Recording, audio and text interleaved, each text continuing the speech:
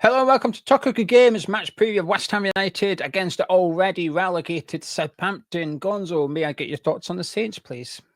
Yeah, I've got a lot of sympathy for him, actually. I'm sorry, I do bang on about the old FFP and the PSR quite a lot and stuff like that, and just the divide that it seems to have created through the Championship. And I sort of understand it if Ipswich come up and there's a big divide, because they've not traditionally really been a Premier League team. Well, Southampton have. They've always been, well, not always, but, for the majority, they have been a Premier League team.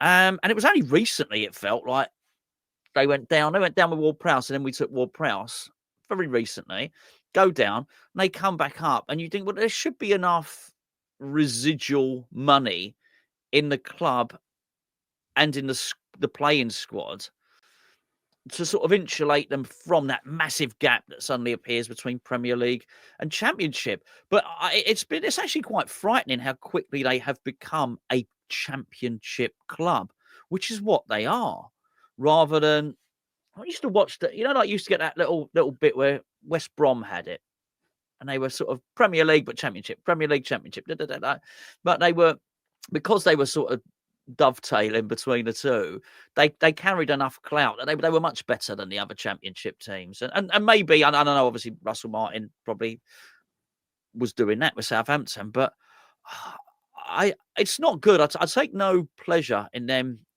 If they still only got 10 points, I haven't looked, I don't know, but they got relegated so early, and they might be the worst team that's ever been in the Premier League, and that's not good. That's not good for anyone. Perhaps you don't give a shit if you're Arsenal or whatever, but I don't think it's good. I don't think it's good for the football pyramid, and I'm sorry to see it, actually.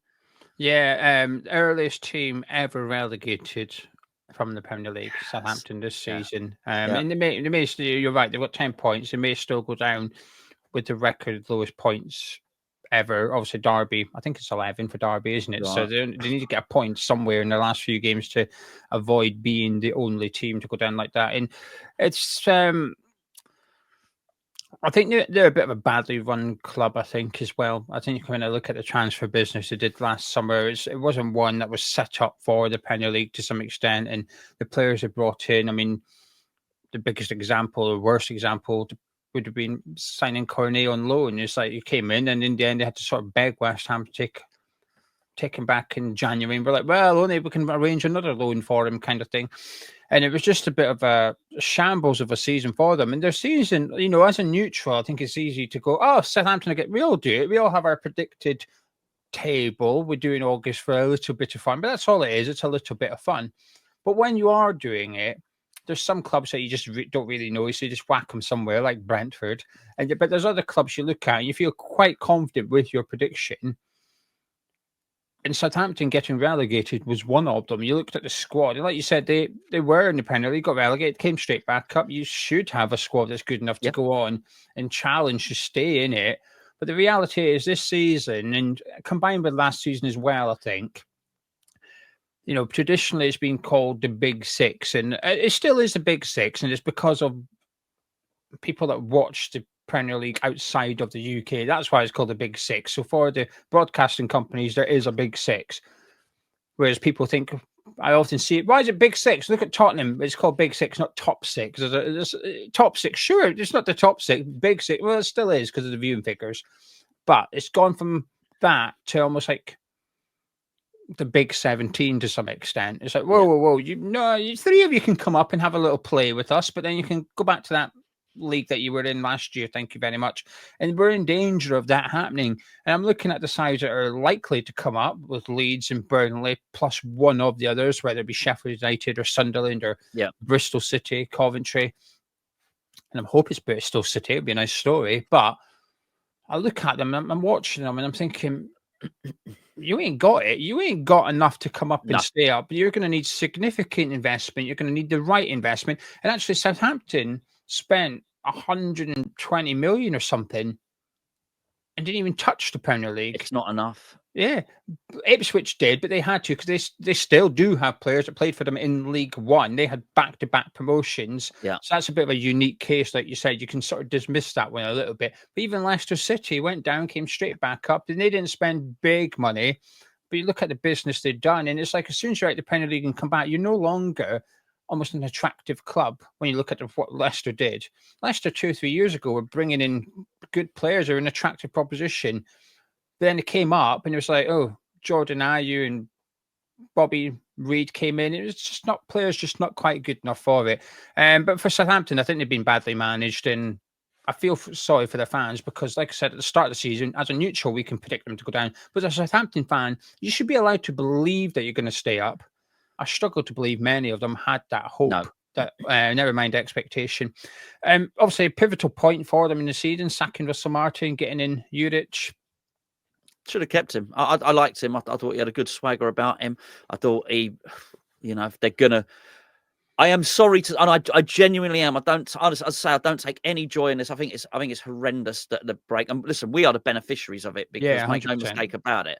We are the 17th worst team in the Premier League, and we did our little video before about 3 players from each team that we'd have taken. When I spoke about Leicester, I didn't think they had a single player would get in our match day squad, never mind our team. And we are shit, right? So let's get that absolutely right there. So the best they've got to aim for is being the yo-yo club of coming up every season. To what end, I don't know. If you're never going to be able to get to the point where you can have a billionaire owner who's going to go and put 300 million into the team so you can establish yourself as Premier League. I'm not even entirely sure what the point. I'm not entirely sure what the point of the football pyramid is itself. If that's the case, if you can't ever reach the top, but if the ultimate aim of the ambition is to play every other season in the Premier League just to have a day out, then Russell Martin could have done that because Russell Martin would have taken them back down, and I think they would have steamrolled it.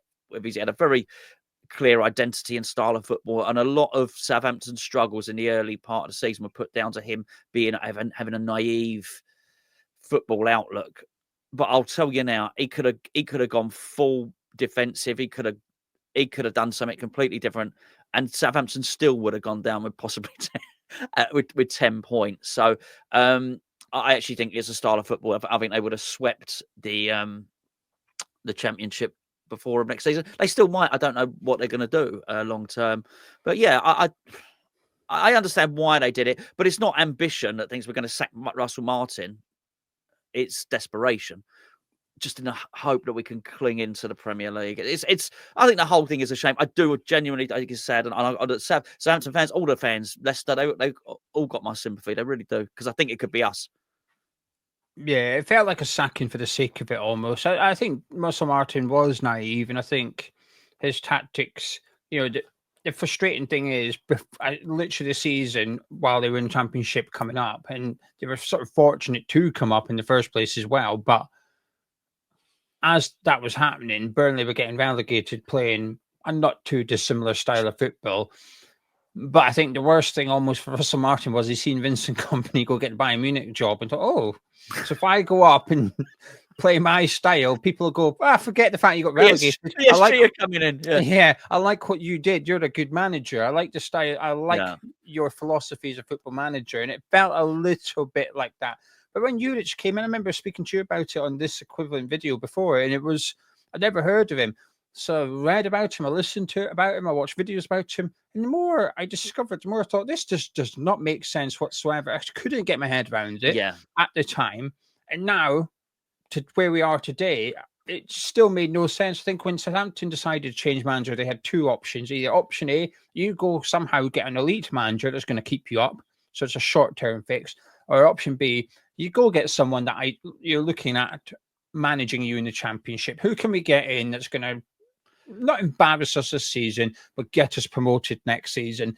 And they did neither. They went for a guy that had no idea how to manage in the Premier League. His CV didn't particularly scream that he could adapt to the Premier League.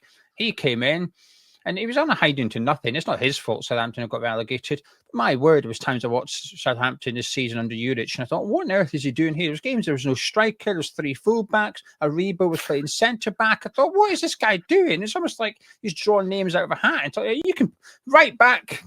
You're playing right back. Congratulations. Just a strange appointment, and I don't know. It just doesn't make sense. And that's when I look at the board of Southampton and say, well, you've massively got this wrong. You got up and you've just blown it completely. Do you think they'll come back up? I appreciate it's difficult because we don't know who the manager will be. We don't know what their summer transfer business looks like. But just looking at Southampton as they head into the Championship. Well, the time has a tendency to fly very quickly, and it seems like not long ago that Liverpool were pilfering all their players. You'd probably look back and think, well, actually, mate, that was 10 years ago, or when all those players were going. But they've had a tremendous academy over the years, and it's clearly still working because they got the Dibling has come through. If their academy is still working, I think Flynn. Look, I say Flynn Downs. Flynn Downs can be he's shown that he can be the best midfielder in the Championship. Not I think he can. He was the best passer in the Championship.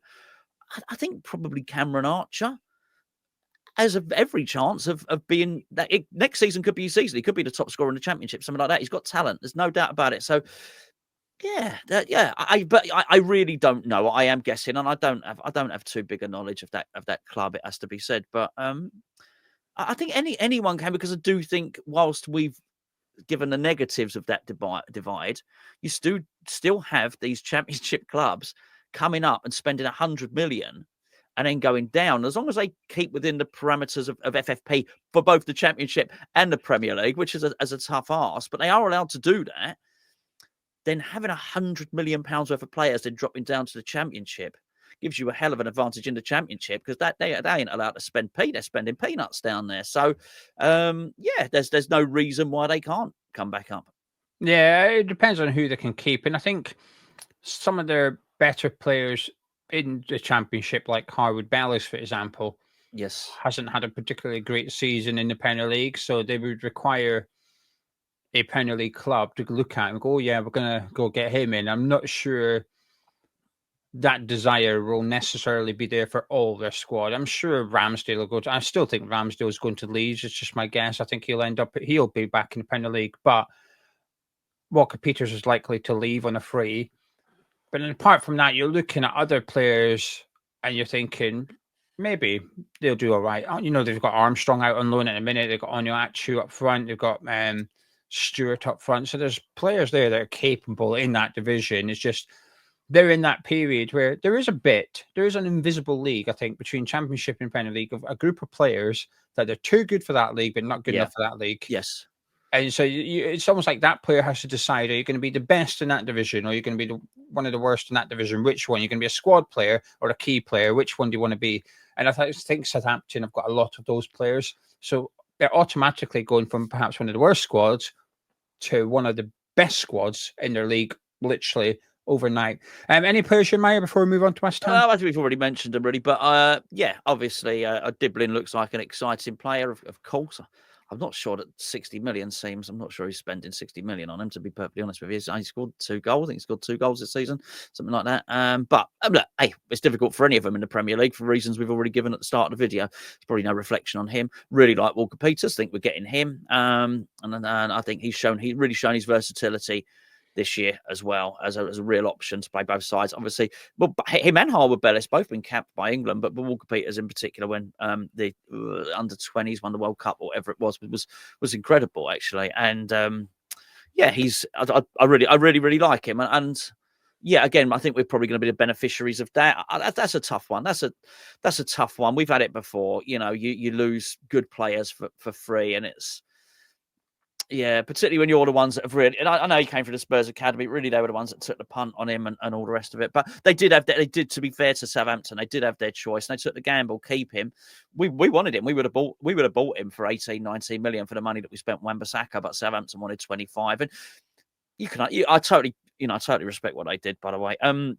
Jarrod Bowens, I thought, was really impressive when he played for England. He scored a goal, actually, when he played for England.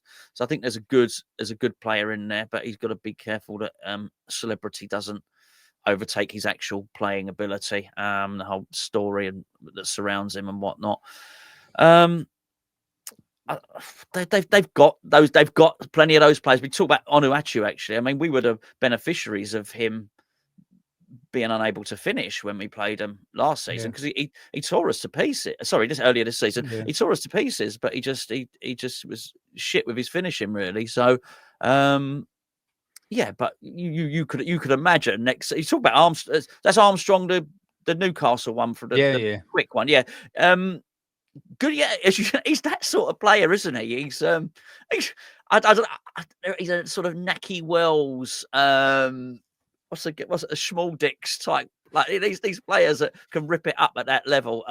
I suspect Onuachu could possibly do that down there as well. So yeah, maybe Onuachu and Cameron Archer as a strike force next season. They could terrorise the championship, maybe. But yeah, look. There's not a great deal to admire in terms of their players. Yeah, the only player I'll add is Fernandes. I think he looks like a terrific talent. Whoever, I say, scouted or spotted him, he came from Sporting, so it's not like they've plucked him out of some obscure team in obscure division. But still, they've had to identify him and go spend 50 million on him, and he's looked like a bargain to me. And in such a dark season for the Saints, I think he's been a shining light. Actually, whenever I've watched him, he's very often been their best player, not necessarily the best player on the pitch, but he's been the best Southampton player. And if West Ham would go after anyone in the summer from the Saints, and Walker Peters, yes, makes sense, but he's the one that I would love to see at West Ham next season. I think he's 20 years old, but he plays like he's been in the Premier League for quite a few seasons. I've been very, very impressed by Fernandes playing central midfield and attacking midfield. I think there's a lot of potential there and if he goes to the right team, and he might be someone else that benefits actually to stay at Southampton, have a year in Championship, have a year of being the best player in the league, because I think he's capable of it, come back up with them ideally, and then have another go at the Premier League, because he's got time on his side at just 20 years old. And the same with Dibling as well. You've got a lot of time on your side here. If you were to go to a top club, let's say Man City came in for him, Man City are likely to loan you out next season. So actually stay where you are, play 46 games next season in the Championship, and then you'll have a load of options, including potentially staying at Southampton in the Premier League. So I think sometimes when you're a young player, Walker Peters is different. He's at his peak age, free, financially, it's going to be the best move, his biggest move of his career. I think it's his birthday today. Is it? I think he's 28 today. Oh, possibly, there you go. Yeah. Happy birthday, Walker Peters. Hope you have a crap game. Right then, we're going to talk about West Ham, start with team news as always. It's the same as it has been for what feels like the last couple of weeks, actually. Somerville remains out, Antonio remains out, and everyone else is available, although there's been some word from the club that Fullkrug may only be able to play 45 minutes. However, we don't care about that on this preview. Well, we do. Care. But this is the lineup I want to see, and the lineup Gonzo wants to see. We matched last week. We might match again. We don't know yet. So get involved in the comments below. Let us know the team you want to see start against Southampton on Saturday afternoon. But Gonzo, for the next 5-10 minutes, I'd like to know the team you want to see start. Start with your goalkeeper and your defence, which may, I suspect, include a change of formation. It will indeed. Very perceptive of you. Yeah, 4 at the back. Thank you very much, Gio, for this one. Areola between the sticks. Okay, I've got a little conundrum here. Okay. Because I'm thinking Wan-Bissaka at left back. Okay. But because I think he would. Well, I think it'd be exceptional. I think it'd be brilliant, and I think Soufal would be done brilliant. But I do think if there is a game to pick Ollie Scarles and say, there you go, mate, right, actually for his confidence and the right, because things didn't go well against Mohamed Salah, it's probably this one. So I think if I was putting my ruthless hat on, I'm playing Wan-Bissaka left back, Soufal right back. But if I've got my man management hat on, which I have today, as you can probably see, I'm going to play Scarles at left back, Wan-Bissaka at right back. Definitely Kilman. I'm going to play Todibo, but yeah. But I thought Maverick Panos was better than Todibo against Liverpool. But I'll play Todibo because hopefully he should have a little bit more availability to bring the ball out and stuff like that. So yeah, that's my back line. Ariola in the sticks for myself. Wan-Bissaka right back, Scarles left back. I changed my mind about Scarles. I thought it was when we did this preview for the Liverpool game, we both said don't play Scarles, play Emerson, Salah. Scarlett's got rinsed after the game. During the game, I was thinking, nice one, Potter. This is on you. This is your fault. What are you doing? But actually, a couple of subscribers said, actually, I think it was the right thing because of these reasons. I've changed my mind. I think it was the right thing to do to play Scarles. And that's with the benefit of hindsight, knowing what happened to him, in the sense that I can't have it both ways. Even before Potter come in, I said, pre-season, this is your pre-season. But I think there's been some games I've been reviewing them without thinking, with that attitude. I've been talking as if like we're in with a shout of European football and he's played Scarles against Salah and now we've got beat, blah, blah, blah.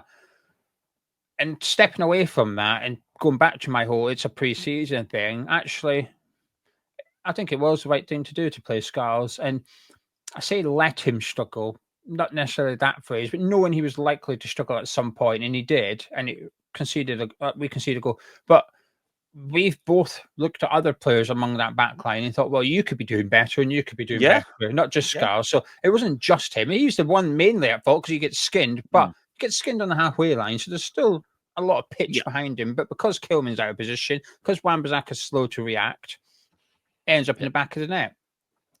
And I think Scarles redeemed himself from that moment on. I thought he had a comfortable game. Yes, Salah stopped playing as quick and aggressive as he did. It doesn't matter. Scarles, I thought, managed the game really well. And I thought he came off that pitch possibly thinking, you know what, I did all right, actually. I've seen the most experienced left-backs in the league get turned inside out by Salah for 90 minutes. Scarles got wrecked for 20 minutes, but for the next 35, 40 minutes, he was fine. So I'm keeping Scarles in. I agree with you. This is the game you put back in. Just to reiterate what you made the point when we did our Patreon, whatever Patreon video we did, you made the point that you thought it was good man management by Potter not to take him off at half time, actually give him the 10 minutes. I totally agree. I do agree that was really good. I've been very critical of Potter, and when you see something good, it is important to point it out. And I think he will do the right thing in this game as well. I do think he'll pick him, and I do think that's the right thing to do. So yeah, I absolutely concur with that. Centre backs, Mavropanos, he's been good recently. I can't tell you the last time he made a mistake. I'm sure some people could, but it feels like it was 2 or 3 games ago anyway. He's come through, and I think he was our best centre back at Anfield. And I'm going to put Todibo next to him. I think Kilman's been ropey for the last month. And when we play a back four, I don't think Kilman plays very well. I think he struggles in the back four, and I want to see a back four for this one.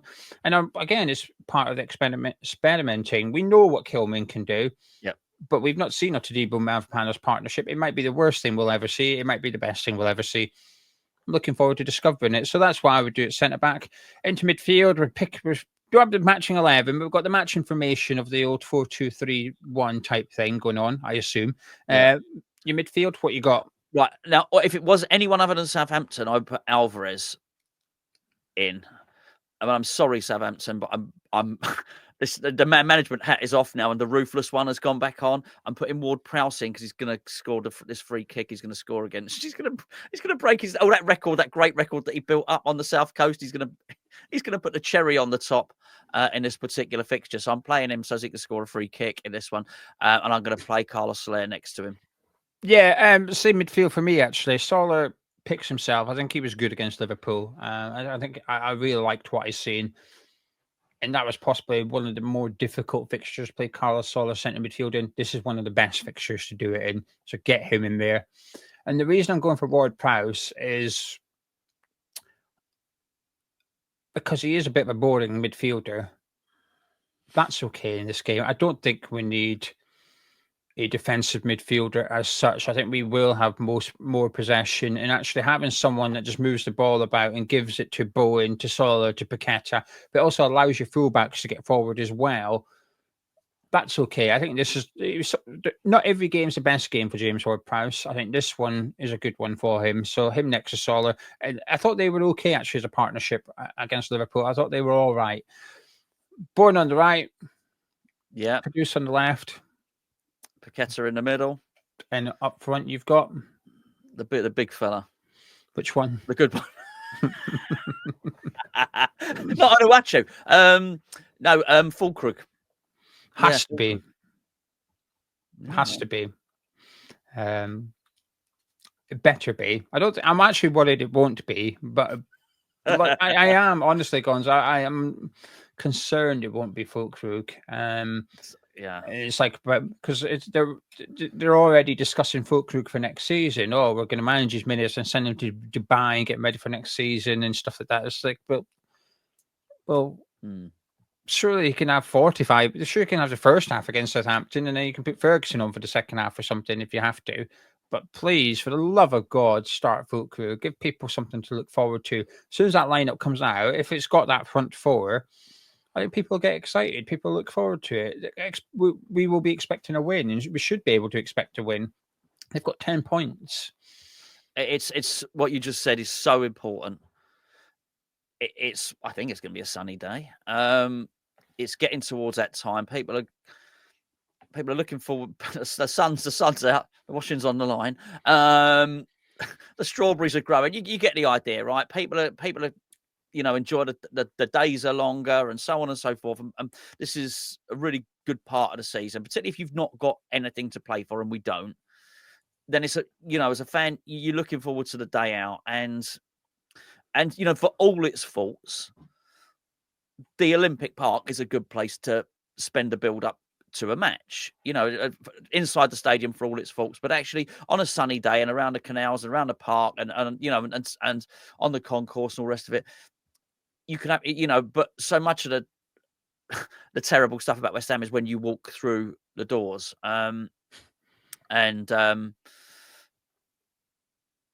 Potter's has spoken on many occasions about understanding getting West Ham fans on side and building a trust of West Ham fans and this, that, and the other.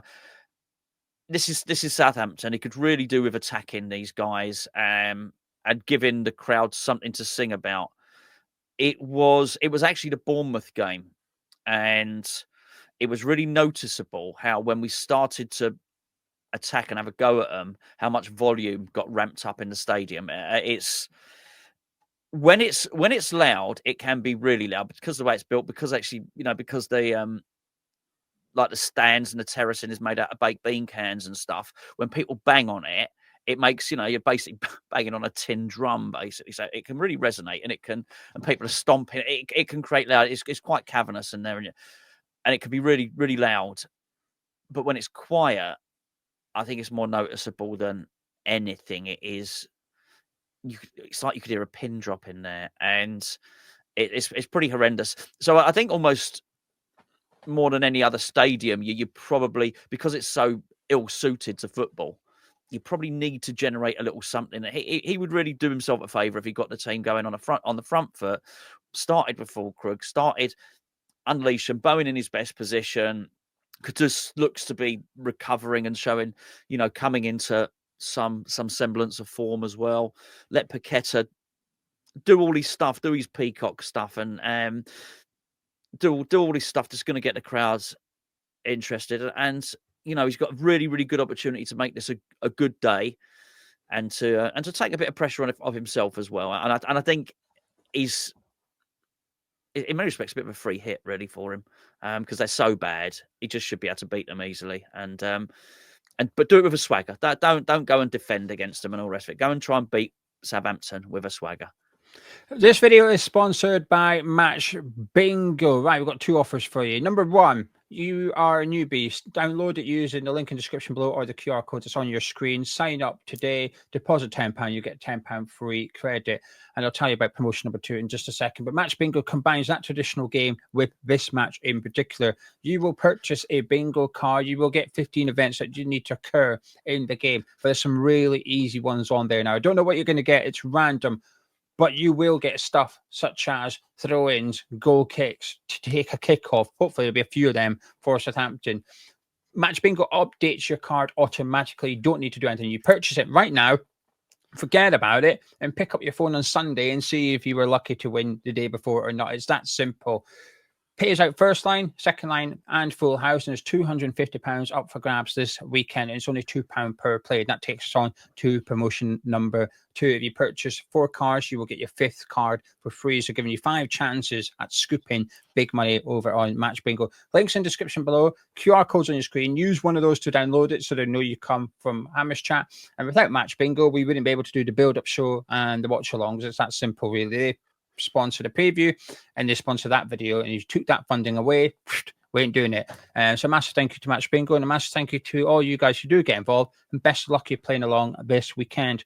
I think this is a big one for Graham Potter, Gonzo. I think not for me. I'll be pissed off if we don't win, and I'll be pissed off. Winning's not enough this weekend. No. I'm not having a scrappy 1-0 win, right? It would be, yes, the win would be nice. That's not enough for me. I want more. I want to enjoy watching us play. I want to see us score at least 2 goals this weekend. I want to see something from Potter.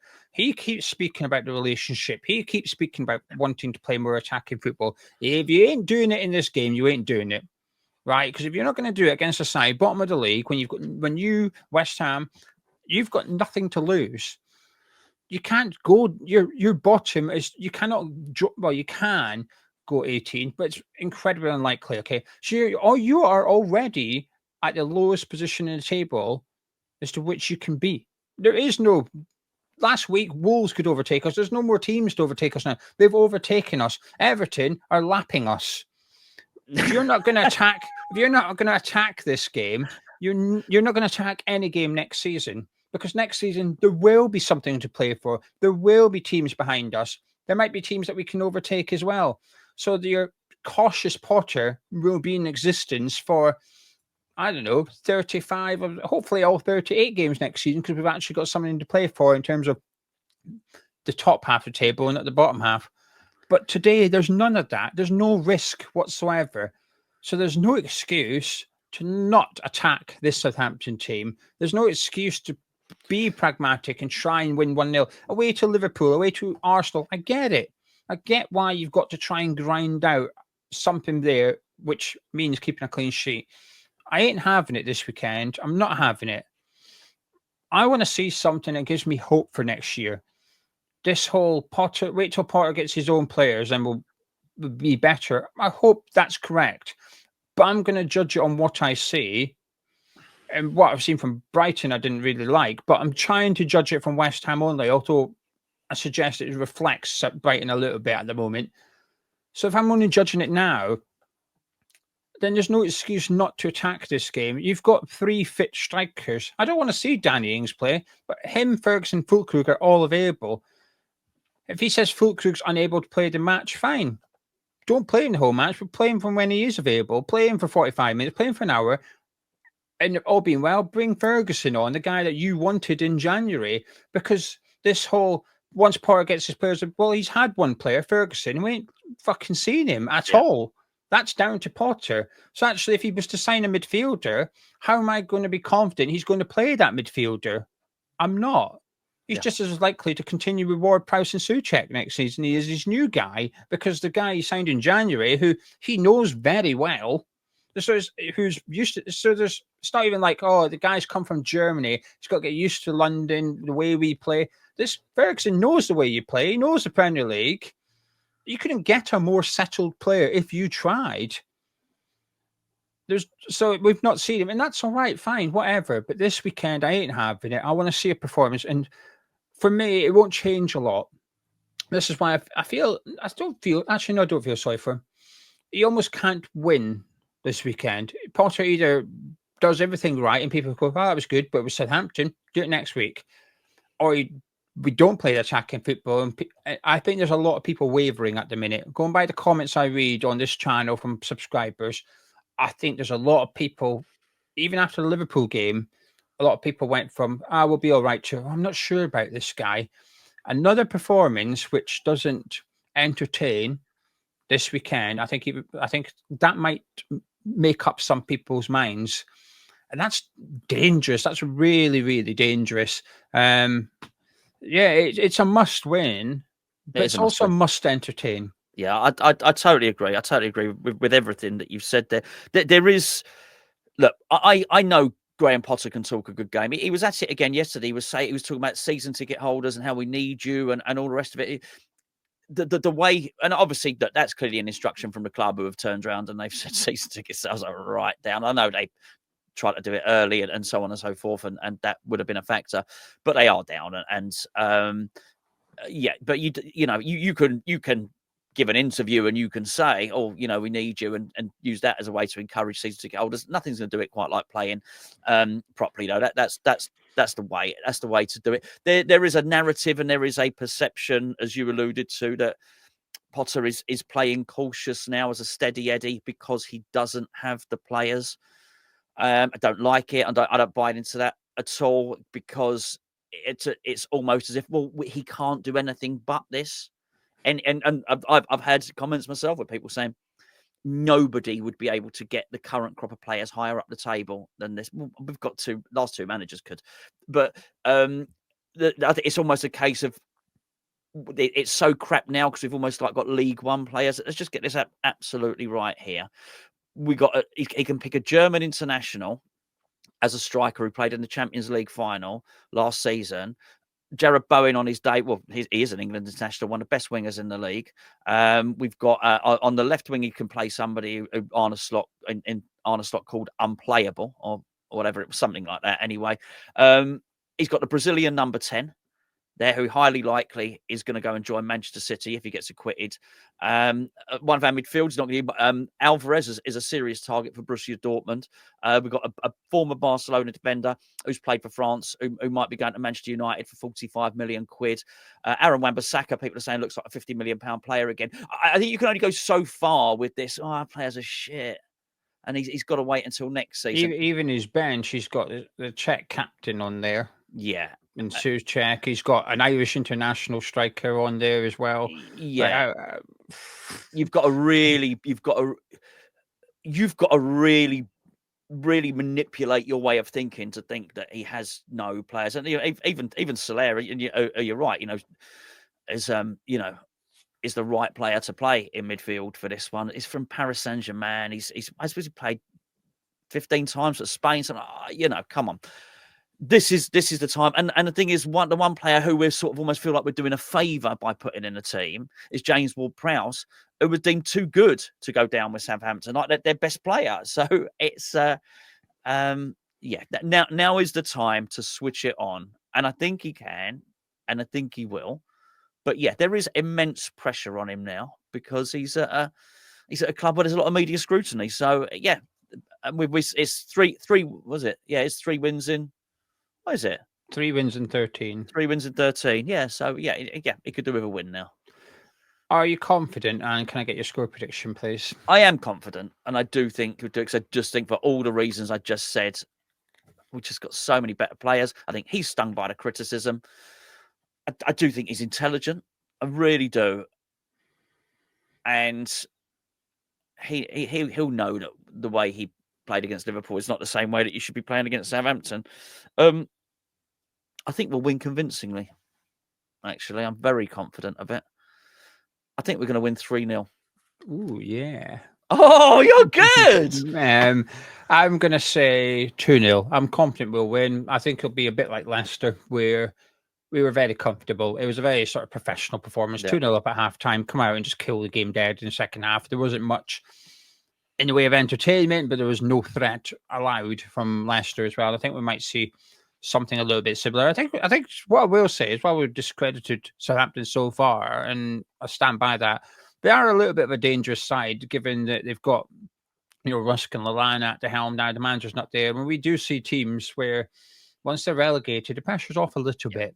And this is the type of game where they might unleash Dibling and say, go on then, show everyone. 60 million, 100 million, go out there and show it. And actually, these are the types of games where someone like that will go out there and do it, because maybe he wants to earn his move in the summer, and he's like, I'm going to show you, and I'm going to show you exactly what I can do. But yeah, I'm confident. It's hard to sort of see anything other than the West Ham win going into this one for myself, because the one thing I will say in defense of all this, I've enjoyed the second half against Liverpool, and I've enjoyed the second half against Bournemouth. Yes. Right, the last two second halves I've enjoyed.